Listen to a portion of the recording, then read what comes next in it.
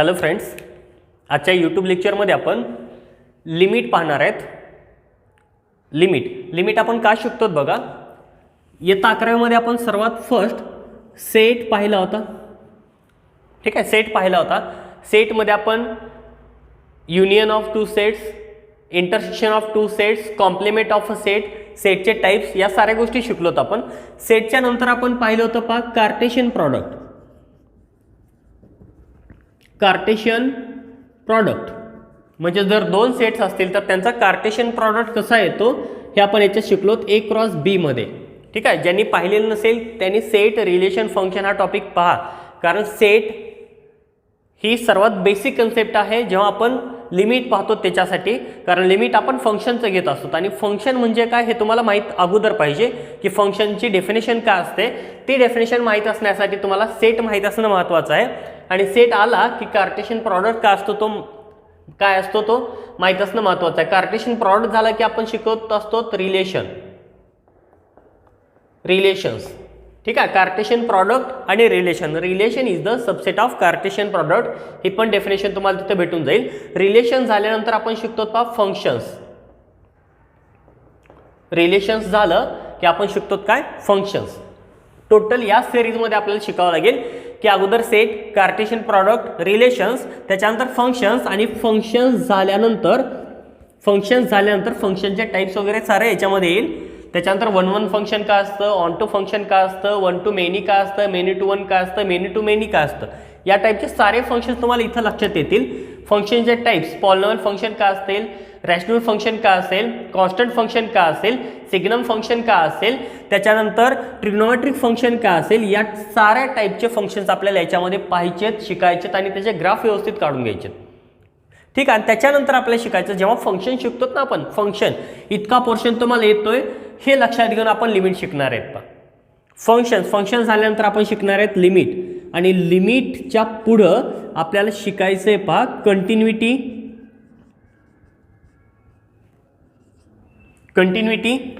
त्याच्यानंतर डिफरन्शिएबिलिटी,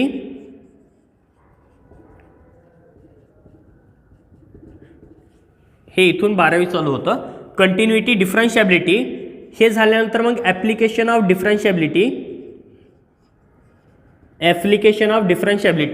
हे झाल्यानंतर मग डिफरन्शिएबिलिटीजला आपण डेरिव्हेटिव्ज म्हणतो पहा, डेरिव्हेटिव्ज. हे झाल्यानंतर आपण अँटी डेरिव्हेटिव्ह शिकणार आहेत. अँटी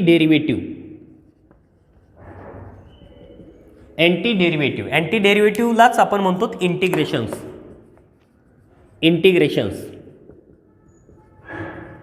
अँटी डेरिव्हेटिव्ह झाला की मग त्याचे डेफिनेट अँटी डेरिव्हेटिव्ह किंवा डेफिनेट इंटिग्रेशन, इनडिफिनेट इंटिग्रेशन, आणि त्याच्यानंतर याचे ॲप्लिकेशन्स ऑफ इंटिग्रेशन्स. आणि हे झाला ना मग आपल्याला शिकायचं आहे डिफरन्शियल इक्वेशन. हा जो पोर्शन आहे इथून इतका हा 12वीचा पोर्शन आहे. हे झालं की आपल्याला शिकायचं डिफरन्शियल इक्वेशन. आणि डिफरन्शियल इक्वेशनच्या पुढं पण खूप आहे. डिफरन्शियल इक्वेशनचे टाइप्स आहेत ODE, PD, ordinary differential equation असेल किंवा पार्शियल डिफरन्शियल इक्वेशन्स असतील, या टाईपचे सर्व याच्या पुढं आहेत. परंतु आपल्याला इतकाच पोर्शन आहे, इथून इतका पोर्शन हा 12वीला आहे आणि हा 11वीला आहे. आणि स्ट्रक्चर व्यवस्थित आहे पहा. इयत्ता 11वीपासूनच आपल्याला सेटपासून शिकवलं जातं.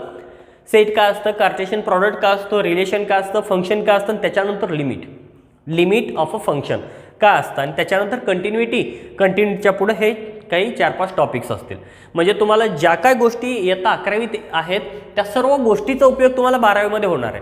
ते व्यवस्थित पाहू शकतो. तर आपण लिमिट पाहणार आहेत. लिमिटच्या अगोदर मी फंक्शन सांगतोय काय आहे ते बघा. आता समजा मी एक पॉलिनॉमियल लिहिली x+5 आणि याला म्हणलं मी x+5 आणि याला काय म्हणलं मी f. आता या f ला आपण फंक्शन म्हणतो, आणि या फंक्शनमध्ये x ची किंमत आपण काही ठेवली तर या फंक्शनची व्हॅल्यू बदलणार आहे. आणि याचा ग्राफ पण मी त्या वेळेनं काढू शकतो पहा. म्हणजे जर मी समजा x ची किंमत 0 ठेवली तर फंक्शनची किंमत काय होणार आहे बघा, 0+5 होणार आहे. f ची किंमत काय येते मग 0+5 येते. म्हणजे फंक्शनची किंमत f इथं म्हणतोय value of f at point, value of f at point x = 0 is 5. म्हणजे या फंक्शनची किंमत x = 0 साठी किती असेल, 5 असेल. ही झाली फंक्शनची किंमत ॲट दॅट पॉईंट, म्हणजे कोणत्याही फंक्शनची किंमत त्या त्या पर्टिक्युलर पॉईंटला काय येते हे आपण सांगू शकतो. आणि आपण जनरली असं इव्हॅल्युएट करू शकतो. पाहिजे एक्सची किंमत समजा मी 100 ठेवली तर काय असेल 100, इकडं जी व्हॅल्यू ठेवायला तीच व्हॅल्यू इकडे ठेवायची. 100 + 5 म्हणजे F of 100 is equal to काय असेल 105 असेल. आणि ही फंक्शनची बेसिक स्ट्रक्चर आहे की फंक्शन या टाईपचं असतं. आता f of x equals to x plus 5च्या ऐवजी समजा साइन एक्स दिलेलं असेल, साइन एक्स, तर हे फंक्शन आहे आणि हे फंक्शन आहे ट्रिग्नोमेट्रिक फंक्शन. आणि याच्यामध्ये एक्सची किंमत 0 ठेवली तर इकडे साइन 0 होणार आहे, ज्याची किंमत 0 येते. या टाईपमध्ये एक्सची किंमत बदलली की आपल्याला साइन एक्सची म्हणजे फंक्शनची किंमत चेंज होताना दिसून येईल. हे झालं function, value of function at that point किंवा value of function at that particular point. याच्यानंतर फंक्शनमध्ये आपण बरेच काही कन्सेप्ट पाहिले. बघा रॅशनल फंक्शन आपण पाहिलेलं आहे, F of X upon G of x, याला म्हणतो आपण रॅशनल फंक्शन, कारण p/q फॉर्मॅटमध्ये जो नंबर असतो त्याला रॅशनल नंबर म्हणतो. आणि F of X upon G of एक्सच्या फॉर्मॅटमध्ये जो नंबर असतो किंवा जे फंक्शन असतं त्याला आपण रॅशनल फंक्शन म्हणतो. आणि याच्यामध्ये हा जो जी ऑफ एक्स आहे, हा जी ऑफ एक्स 0 नसला पाहिजे, कारण डिवाइडला 0 जर आलं कोणत्याही नंबरच्या तर ही किंमत आपण कधीही काढू शकत नाही. ही किंमत काय असते, नॉट डिफाईंड असते. ते नॉट डिफाईंड फंक्शन काय आहे, बेसिक फंक्शन. आपल्या लिमिटमध्ये ते विचार करायचं की नॉट डिफाईंड फंक्शन काय आहे. 0/0 असेल तर ते फंक्शन काय येतं, नॉट डिफाईंड येतं. मी इथं काय लिहितोय, 0/0 हे फंक्शन नॉट डिफाईंड आहे. ∞/0 हे फंक्शन नॉट डिफाईंड आहे. त्याच्यानंतर 0 × ∞ हे फंक्शन नॉट डिफाईन आहे. या टाईपचं जेव्हा फंक्शन असेल ना तेव्हा लिमिट काढायला कॅल्क्युलेशन करावे लागत असतात. मी अगोदरच नॉट डिफाईन फंक्शन सांगतोय. 0/0 नॉट डिफाईन आहे, त्याची किंमत आपण कधीही सांगू शकत नाहीत. ∞/0 ची किंमत आपण कधीही सांगू शकत नाहीत. 0 × ∞ ची किंमत आपण कधीही सांगू शकत नाहीत. त्याच्यानंतर 0⁻0 जनरली आपल्याला सांगितलं जातं की कोणत्याही नंबरचा पॉवर जर 0 असेल तर ती किंमत 1 येते. जसं की 1⁻0 1 असतो, 2⁻0 1 असतो. परंतु जर इथं बेसला 0 असेल, जर इथं बेसला 0 असेल तर 0चा 0 पॉवर हा डिफाईन नसतो. त्याच्यानंतर 1चा इन्फिनिटी पॉवर हा पण डिफाईन नसतो. हे जे फॉर्मॅट आहेत ना, हे फॉर्मॅट आहेत नॉट डिफाईंड. लक्षात ठेवा, कोणी जर असा क्वेश्चन विचारा 0/0 किती, तर तिथं सांगता आलं पाहिजे तुम्हाला की ते जे फंक्शन आहेत ते फंक्शन नॉट डिफाईंड आहेत किंवा त्या फंक्शनची किंमत आपण डिफाईन करू शकत नाही, त्याची किंमत आपण कधीही सांगू शकत नाहीत. त्याच्यामध्ये 1चा पॉवर काही असो, 1चा n पॉवर असेल तर ती किंमत 1 असते हे आपल्याला जनरली माहीत आहे. परंतु 1चा पॉवर इन्फिनिटी जर घेतला तर ती किंमत नॉट डिफाईंड येते. या गोष्टी लक्षात ठेवायच्यात. हे झालं फंक्शन आणि नॉट डिफाईंड फॉर्मॅट. सपोज करूयात एक रिअल लाईन आहे. रिअल लाईन सर्वात ब्रॉड कन्सेप्ट आहे रिअल लाईनची. बघा इथं 0 असतो, रिअल लाईन सर्वांना माहीत असेल, ही रिअल लाईन आहे. या ठिकाणी 1 2 3 4 5 6 7, या ठिकाणी -1 -2 -3 -4 -5 -6. रिअल लाईन याच्यामध्ये जगातला कोणताही नंबर जर पाहायचा झाला तर याच्यामध्ये आपण पाहू शकतो. जो रॅशनल असेल, जो इरॅशनल असेल किंवा रिअल नंबर असेल, rational irrational both numbers including in real numbers. आता याच्यामध्ये जर समजा तुम्हाला मी म्हणलं की मला 0 कडे जायचं, इथं माझं घर आहे. सपोज करा इथं आपलं घर आहे या ठिकाणी, ओके, या ठिकाणी आपलं घर आहे समजा 0 पाशी आणि तुम्ही आहेत 3 पाशी. आता तुम्हाला सांगितलं की 3 पासून मला 0 कडे जायचं आहे. कुठून? 3 पासून 0 कडे जायचं आहे. आता 0 कडे जाताना एकच अट आहे की 0 कडे जर जायचं असेल तुम्हाला तर 3च्या पुढला नंबर जो असेल तो शोधायचा, त्याच्यावर पाऊल ठेवायचा आणि मग त्याच्या पुढल्या नंबरकडे जायचं आहे. म्हणजे काही जर विचार करतील 3च्या पुढला नंबर म्हणजे 0 कडे जाताना 3च्या पुढं 2च आहे. पण काही जर म्हणतील नाही 3च्या पुढं इकडं जर जायचं असेल तर इथं 2.5 येतो, म्हणजे अगोदर 2.5 ला पाय ठेवावा लागेल. पण त्याच्यानंतर आणखीन काही जणांच्या लक्षात येईल की नाही 2.5च्या पण पुढं नंबर्स आहेत.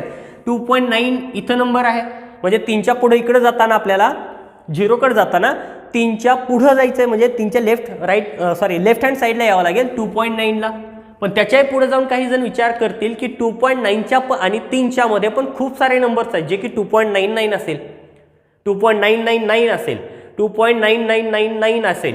या टाईपचे खूप सारे नंबर्स आहेत. म्हणजे अख्खं आयुष्य जर गेलं ना आपल्याला तर 3च्या पुढं पाऊल नेमका कुठं ठेवायचा आहे हे आपल्या लक्षात येणारच नाही. खूप मोठी कन्सेप्ट आहे की जेवढे आपण रिअल लाईन झूम करून पाहूत ना तेवढे जास्त नंबर आपल्याला तिथं दिसणार आहेत. म्हणजे जर तुम्हाला कंडिशन असे दिलेले असेल की 3च्या पुढं नंबर शोधा, त्याच्यावर पाऊल ठेवा आणि मग 0कडे जा, तर आयुष्यात कधी आपण 3च्या पुढं जाणार नाही, 3च्या पुढे एक पण पाऊल ठेवणार नाही. तुम्ही 3च्या पुढला किंवा मागचा नंबर कोणताही चेक जर करायचं बघितलं ना तर आयुष्यात कधी तुम्हाला चेक होणार नाही. म्हणजे 3च्या लेफ्ट हँड साईडचा आणि राईट हँड साईडचा रिअल नंबर आपण कधी सांगू शकत नाही, कधीच. परंतु 3च्या पुढला आपण नॅचरल नंबर सांगू शकतो आणि इकडला पण नॅचरल नंबर सांगू शकतो. मग 3च्या पुढचा नॅचरल नंबर 4 असेल, इकडला असेल 2, हे नंबर्स आपण सांगू शकतो. परंतु त्या नंबरच्या पर्टिक्युलर नंबरच्या पुढला नंबर आपण कधीही इव्हॅल्युएट करू शकत नाहीत. ठीक आहे, लक्षात ठेवा. आता मी काय सांगतो इथं नीट बघा. जर मला 3 पासून 0कडे यायचंय, या पॉईंटपासून समजा मी 3 पर्टिक्युलर घेत नाही, मी इकडे ए पॉईंटला आहे आणि इकडे पण ए पॉईंटला आहे, तेवढ्याच अंतरावर एक पॉईंट आहे, तेवढ्याच अंतरावर इकडे ए पॉईंट आहे, किंवा एक्स या पॉईंटवर उभा आहे, मी इकडे -x या पॉईंटवर उभा आहे आणि मला कुठं जायचं, 0कडे जायचं आहे. तर मी लिहू कसं शकतो बघा. आता इकडून राईट हँड साईडकडून इकडे येतोय, म्हणजे याला लिहिता कसं येतं, मला एक्स कुठं घेऊन जायचं आहे, एक्स ही पोझिशन आहे माझी, एक्स कुठे घेऊन जायचं आहे, 0कडे घेऊन जायचं आहे. मग एक्स टेन्स टू काय असेल, 0 असेल, 0. ठीक आहे. आणि कुठल्या साईडने येलो तर आपण राईट साईडने येतो, म्हणजे पॉझिटिव्ह साईडने येलो म्हणून इथं आपण प्लस लिहू शकतो. या 0 प्लसचा मिनिंग काय की मी राईट हँड साईडकडून येतोय. आणि त्याच्यानंतर इथं याच्यासाठी लिहितोय मी एक्स टेन्स टू, हा जो एक्स आहे ना याची पोझिशन 0कडे घेऊन जायची, एक्स टेन्स टू 0 मायनस. या मायनसचा मिनिंग काय आहे की मी एक्सची किंमत 0कडे घेऊन चाललोय, परंतु कुठल्या साईडनं, लेफ्ट हँड साईडनं. याला टेन्स टू म्हणतो आपण, हा जो सिम्बॉल आहे ना याला टेन्स टू म्हणतो. म्हणजे एक्स टेन्स टू ए जर मला लिहायचं असेल एक्स टेन्स टू ए, तर याचं मिनिंग काय होतं की एक्सची किंमत मला एकडे घेऊन जायची. आता कुठल्या साईडने घेऊन जायची ते डिपेंड असेल याच्या वरच्या साईनवर. आणि वरचं साईन जर दिलेलं नसेल तर लक्षात ठेवायचं की लेफ्ट हँड साईडनं पण तिथंच यायचं आहे आणि राईट हँड साईडनं पण तिथंच यायचं आहे. ठीक आहे. X tends to A general सांगतो पा लिमिटचं जनरल एक्झाम्पल जर पाहायचं झालं ना, सपोज करूयात आपण की f of x, general example मी पुढे देतोय. F of x equals to आहे 1/x. याच्यावरून तुमचं लिमिटची कन्सेप्ट क्लिअर होईल पहा. F of x equals to आहे 1/x आणि एक्सची किंमत मला घेऊन जायची x tends to infinity. Infinity म्हणजे काय, वाढवत वाढवत जायची, म्हणजे कुठल्याही साईडनं वाढवा, लेफ्ट साईडनं वाढवा किंवा राईट हँड साईडनं वाढवा, एक्सची किंमत वाढवत वाढवत जायची. आता बघा जर मी याचा टेबल काढला ना, टेबल नीट समजून घेऊन प्रत्येक गोष्ट करा. हे गणित काय पाठ करायची गरज नसते आणि पाठ करायचे पण नाहीत. एक्स आहे आणि इथं एफ ऑफ एक्स आहे. आपल्याला पाहिजे की एक्सची किंमत जेव्हा मी वाढवत जातोय, एक्सची किंमत जेव्हा मी वाढवत जातोय तेव्हा फंक्शनची किंमत जाते कुठं. ठीक आहे. एक्सची किंमत इन्फिनिटीकडे चालले, याचा अर्थ एक्स इक्वल्स टू इन्फिनिटी कधीही होणार नाही. इथं लक्षात ठेवायचं एक्सची किंमत एकडे चालले, एक्स टेन्स टू ए आहे, does not means that, does not imply that x equals to a. म्हणजे एक्सची किंमत जेव्हा एकडे घेऊन चाललो तेव्हा एक्सची किंमत ए नसते कधीच. एक्सची किंमत लेफ्ट हँड साईडनं किंवा राईट हँड साईडनं त्या एकडे शिफ्ट होत असते. परंतु मी आता सांगितलं की 3 सोडून आपल्याला एक्झॅक्टली 3च्या पुढला किंवा पाठीमागचा नंबर सांगता येत नाही. तसंच आपण एक्झॅक्टली हा एक्स 0कडे कधीच घेऊन जाऊ शकत नाही. ही गोष्ट लक्षात ठेवायचं. म्हणजे x tends to a does not mean that x equals to a. इथं तेच घ्यायचं आहे, एक्सची किंमत इन्फिनिटीकडे न्यायची, म्हणजे एक्सची किंमत वाढवत वाढवत जायचं आहे. जर एक्सची किंमत तुम्ही इन्फिनिटीकडे येऊन जात असेल तर एफ ऑफ एक्स नेमका जातोय कुठं. इथं बघूयात आपण. समजा मी एक्सची किंमत ठेवली 1, एक्सची किंमत ठेवली 1, तर एफ ऑफ एक्सची किंमत काय येते बघा. इथं 1 ठेवला तर इथं 1/1 येईल. एफ ऑफ 1/1 म्हणजे ती पण किंमत 1 येईल. जेव्हा मी एक्सची किंमत 10 ठेवतो डायरेक्टली, आता 1 2 3 असं साध्या साध्या व्हॅल्यू ठेवत बसलो तर खूप मोठा टेबल होईल. जर मी एक्सची किंमत 10 ठेवली तर एफ ऑफ 10 येतो 1/10 आणि 1/10ची किंमत येते 0.1, म्हणजे इथं किंमत असेल 0.1. एक्सची किंमत जेव्हा मी 100 ठेवेल, 100 म्हणजे ही किंमत वाढवायलो म्हणजे ही किंमत मला इन्फिनिटीकडे घेऊन जायचं, म्हणजे सर्वात मोठ्या नंबरकडे घेऊन जायची, जो नंबर आपल्याला माहीतच नाही. परंतु मी वाढवत चाललोय, नेमकं याच्यात काय चेंज होतं ते पाहिलं. आता एक्सची किंमत जेव्हा मी 100 ठेवेल तेव्हा इथं 100 येईल, म्हणजे इथं 0.01 येईल, इथं किंमत येते 0.01. आता याच्यानंतर 1 0 0 0 0 0 5 झिरोज आहेत. जर 5 झिरोज असतील तर इथं काय होतं पहा 0.00001 हा नंबर आहे. आणि जेव्हा मी 10 नंबर्स घेईल ना, 10 झिरोज 10 घेईल, 1 0 0 0 0 0 0 0 0 33639 आणि एक 10 आहे, तर याची किंमत येते 0.123456789 आणि 10. याचा मिनिंग काय होतं बघा, जेव्हा एक्सची किंमत मी वाढवत जातोय तेव्हा एफ ऑफ एक्सची किंमत कमी कमी होत चालली आणि जितके झिरो वाढवेल मी, म्हणजे जितका मोठा नंबर करेल तितका हा नंबर लहान लहान होत चाललेला आहे. तुम्हाला लक्षात येईल. आणि जेव्हा एक्सची किंमत मी सर्वात हायेस्ट ठेवेल तेव्हा हा नंबर सर्वात लहान होईल. निगेटिव्ह तर कधी येणार नाही, परंतु तेव्हा हा नंबर सर्वात लहान होईल. म्हणजे काय, जेव्हा मी इथं 0 0 वाढवत चालेल तेव्हा इथं आणखीन इथं 0 0 वाढतील. म्हणजे हा नंबर नेमका जातोय कुठं ते बघूया ते आपण रिअल नंबरमध्ये. बघा, एक्सची किंमत जेव्हा मी 1 ठेवली तेव्हा एफ ऑफ एक्सची किंमत 1 आली. इथं मी एफ ऑफ एक्स आणि एक्स सोबत घेतोय. एक्सची किंमत जेव्हा मी 10 ठेवेल तेव्हा 0.1 म्हणजे 1 पासून डायरेक्टली 0.1ला फंक्शन येतं. त्याच्यानंतर 0.01 आणखीन याच्या क्लोज जाईल, आणखीन क्लोज जाईल म्हणजे लेफ्ट हँड साईडकडे चालली किंमत. ठीक आहे. आणि ही क्लोज होत कुठं क्लोज होणार आहे, कुठं स्टॉप होणार आहे, जेव्हा एक्सची किंमत आपण इन्फिनिटी घेऊ, म्हणजे जेव्हा एक्सची किंमत मी इन्फायनेटली मोठी घेऊ तेव्हा एफ ऑफ एक्सची किंमत छोटी होणार आहे. म्हणजे एक्सवर डिपेंड आहे. एक्सची किंमत जेव्हा सर्वात मोठी घेईन तेव्हा एफ ऑफ एक्सची किंमत सर्वात लहान असेल म्हणजे कुठं चालली ही किंमत, या पॉईंटकडे चालली आणि या पॉईंटला नाव काय, 0 आहे. म्हणजेच या फंक्शनमध्ये जेव्हा एक्स टेन्स टू इन्फिनिटी असेल, exact X equals to infinity नाही होणार, कारण इन्फिनिटी कन्सेप्ट आपल्याला माहीतच नाही. एक्सची किंमत इन्फिनिटी, कारण शेवटचा नंबर माहीत नाही. इन्फिनिटी आपण फक्त घेऊन चाललो की जेव्हा मी एक्सची किंमत मोठी ठेवतोय तेव्हा एफ ऑफ एक्स चाललाय कुठं, फक्त हे आपल्याला बघायचं की एफ ऑफ एक्स चेंज कसा होतोय. म्हणजे एक्सची किंमत जेव्हा मी याच्यामध्ये एक्स टेन्स टू इन्फिनिटी घेईल तेव्हा देन 1/x टेन्स टू, जेव्हा एक्सची किंमत इन्फिनिटी घेतोय तेव्हा ही किंमत कमी होत कुठं चालले, 0 कडे चालले. म्हणजे जेव्हा आपला व्हेरिएबल जे इन्फिनिटीकडे जातो तेव्हा फंक्शनची किंमत ज्या पॉईंटकडे शिफ्ट होत जाते त्या पॉईंटला आपण लिमिट पॉईंट म्हणतो. इथं 0 हा याचा लिमिट पॉईंट असेल, 0 हा या फंक्शनचं लिमिट असेल. ही गोष्ट लक्षात ठेवायची. जनरली आणखीन एकदा बघा, F of x is equal to, समजा मी घेतो x+2, F of x equals to x+2 आणि इथं म्हणलंय काय, या फंक्शनचं लिमिट काढायचं. Limit x tends to 5 F of X, या फंक्शनचं लिमिट मला काढायचं आहे. तर हे लिमिट मी कसं काढणार, एक्सची किंमत 5 कडे जाताना ही किंमत कुठं जाते. आता 5 कडे जाताना म्हणजे 5च्या लेफ्ट हँड साईडनं पण येऊ शकतो, राईट हँड साईडनं पण येऊ शकतो. ठीक आहे. 5 कडे जाताना 7 पासून सुरुवात केली 5 कडे यायला तरी येऊ शकतो आपण, आणि इकडं निगेटिव्ह किंवा 2 पासून सुरुवात केली तर आपण इकडे जाऊ शकतो. बघा, एक्स टेन्स टू 5 कडे यायचं, इकडून येऊ शकतो किंवा इकडून येऊ शकतो. ठीक आहे. इकडून 5 कडे येताना या फंक्शनची व्हॅल्यू कुठे जाते ते पाहायचं आहे. परंतु याच्यामध्ये आपण डायरेक्टली जरी व्हॅल्यू ठेवली तर इथं लक्षात येतं की हा 5 इथं ठेवला तर 5+2 किती आलं, 7 आलं. याचा मिनिंग की या फंक्शनची व्हॅल्यू 7 नाही येणार कधीच, किंवा फंक्शनचं लिमिट 7 कधीच येणार नाही. परंतु फंक्शनचं लिमिट जेव्हा एक्स टेन्स टू 5 असेल, म्हणजे एक्सची किंमत जेव्हा 5 कडे शिफ्ट होईल तेव्हा फंक्शनची किंमत कुठे शिफ्ट होणार आहे, 7 कडे शिफ्ट होणार आहे. याच्यासाठी साधं एक्झाम्पल आहे. पण जेव्हा घरात आपण झाडून काढतो ना, घरामध्ये लिमिट समजण्यासाठी काही जनरल कन्सेप्ट लक्षात ठेवायच्या की आपल्या डे टू डे लाईफमध्ये आपण काय पाहतो त्याच्यामध्ये गणित कसं असतं ते बघा. जेव्हा आपण घरी झाडून काढतो तर एका कोपऱ्यामध्ये सारा कचरा घेऊन गेलो. सपोज करा की एका कोपऱ्यामध्ये खूप सारा कचरा जमा झाला आहे आणि तो कचरा आपल्याला भरायचा